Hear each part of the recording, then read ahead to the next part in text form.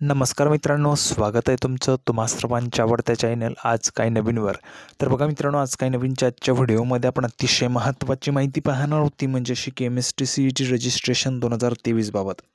तर बघा मित्रांनो, पाहू शकता MST CETच्या रजिस्ट्रेशनसाठी जे काही रिक्वायर्ड डॉक्युमेंट्स आहेत त्याची आपण ह्या ठिकाणी माहिती पाहणार आहोत। जे डॉक्युमेंट्स तुम्हाला लागणार आहेत त्याची आपण ह्या ठिकाणी संपूर्ण लिस्ट पाहणार आहोत, जे डॉक्युमेंट्स तुम्हाला लागणार आहेत। तर बघा, मागच्या व्हिडिओमध्ये मी जसं तुम्हाला सांगितलं होतं की एक स्पेशल व्हिडिओ तुमच्या डॉक्युमेंट्सच्या संदर्भात येईल, त्यामध्ये तुम्हाला संपूर्ण माहिती प्रोव्हाइड केली जाईल। तर बघा, ह्या व्हिडिओच्या मार्फत आपण संपूर्ण डॉक्युमेंट्सची लिस्ट पाहणार आहोत।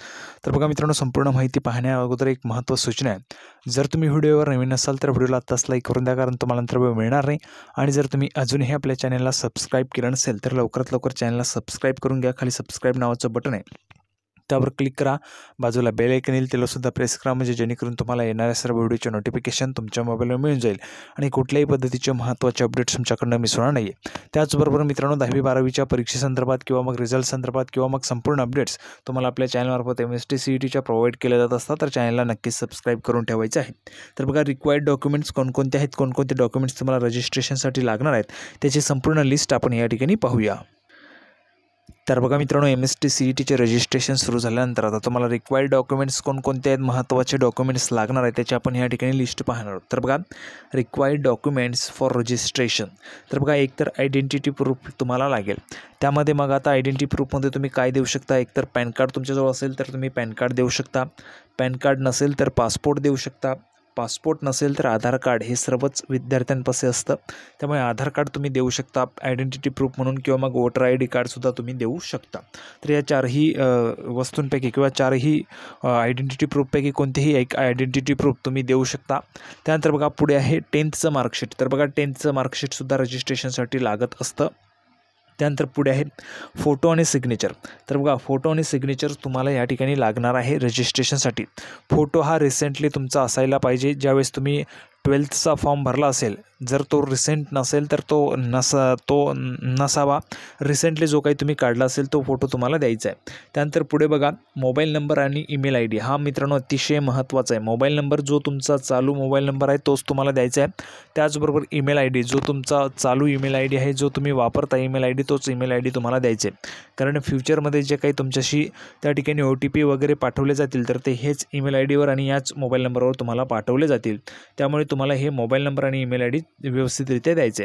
त्यानंतर पुढे बघा, हे फक्त टिक करण्यासाठी आहे बघा, कास्ट सर्टिफिकेट हे फक्त तुम्हाला टिक करायचं आहे। आता तुम्ही जर कास्टमधून असाल, OBC असाल, SC असाल, ST असाल, किंवा मग AWS, किंवा मग अजूनही ज्या काही कास्टमध्ये तुम्ही असाल OBC वगैरे, तर तुम्हाला कास्ट सर्टिफिकेटची जे काही कॉलम आहे त्यामध्ये तुम्हाला अशा पद्धतीने टिक करायचं आहे। तुमच्याजवळ आता नसेल तरीसुद्धा तुम्हाला ते काढता येईल, परंतु तुम्ही आत्ता ते टिक करू शकणार आहात रजिस्ट्रेशनच्या वेळी, परंतु तुम्हाला ते काढावंच लागणार आहे, अन्यथा तुम्हाला ओपनमध्ये त्या ठिकाणी विचारात घेतलं जाईल।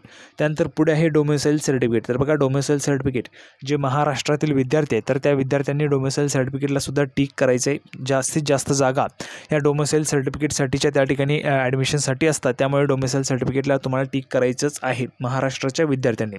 त्यानंतर पुढे आहे व्हॅलिडिटी सर्टिफिकेट। तर बघा, ज्या विद्यार्थ्यांकडे व्हॅलिडिटी सर्टिफिकेट असेल त्या विद्यार्थ्यांसाठी उत्तम आहे, ज्यांच्याकडे नसेल त्यांनीसुद्धा त्या ठिकाणी टिक करायचं आहे। आणि तुम्हाला पुरेसा कालावधी आहे, 2 महिन्यानंतर तुमच्या परीक्षा होतील आणि 3ऱ्या महिन्यामध्ये तुमचं ॲडमिशन होईल, त्यामुळे तुम्हाला 2 ते 3 महिन्यांचा कालावधी आहे।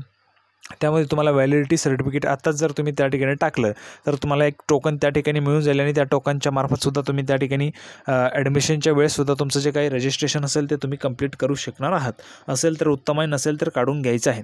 त्यानंतर पुढे आहे नॉन क्रिमिलियर सर्टिफिकेट। तर बघा, नॉन क्रिमिलियर सर्टिफिकेट हे फक्त OBC, NT, VGNT या विद्यार्थ्यांसाठी लागत असतं। बाकीचे जे काही विद्यार्थी आहेत, जसं SC असेल, ST असेल, तर यांच्यासाठी नॉन क्रिमिलियर सर्टिफिकेट जे आहे ते लागत नाही।